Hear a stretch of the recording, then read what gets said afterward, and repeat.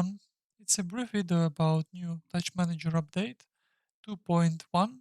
So the main part here is different screen size feature. You can enable it here just to make it true, and it will work on the AS Touch Manager too, the new and I think the best component to use right now, and old version of Touch Manager Actor, the same. Without, when I am touching and dragging, my finger go away from the center of the cube, you can see. So when I am moving back, now it's in the center.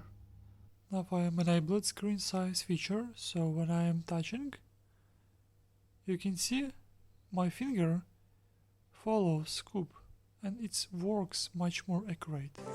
Wow! On different screen sizes. So you can enable it